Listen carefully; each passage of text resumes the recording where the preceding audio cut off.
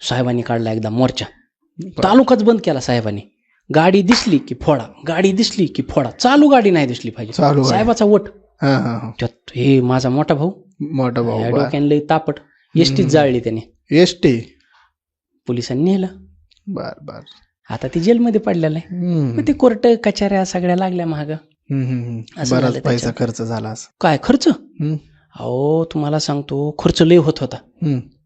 सगळे म्हणायचे साहेबाकडे मदत माग. मी म्हणलं नाही, साहेबाकडे मदत मागणार नाही. साहेब स्वतःहून घरी आले.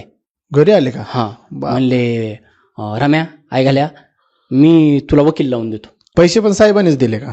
पैसे नाही, पैसे साहेबांनी नाही दिले, पैसे आम्हीच देत होतो. पैसे कमी पडायला लागले पुन्हा. साहेब कसं काय मदत करतो याच्यामध्ये?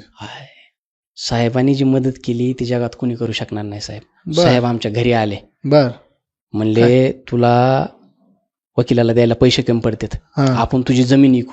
काय जमीन विकली का डायरेक्ट? कुणीच जमीन घ्याय ना माझी. अरे मग कसं काय विकली? साहेब म्हणले मीच घेतो.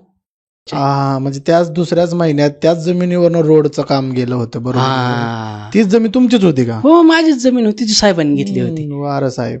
बरोबर आहे. साहेबांनी त्यात लय पैसा कमविला त्याच्यात. म्हणजे तुम्ही जमीन विकली, साहेबांनी करोड विकले, तरी तुम्हाला जरा सुद्धा असं वाटलं नाही. तुम्ही म्हणता साहेबांनी वाऱ्यावर सोडलं.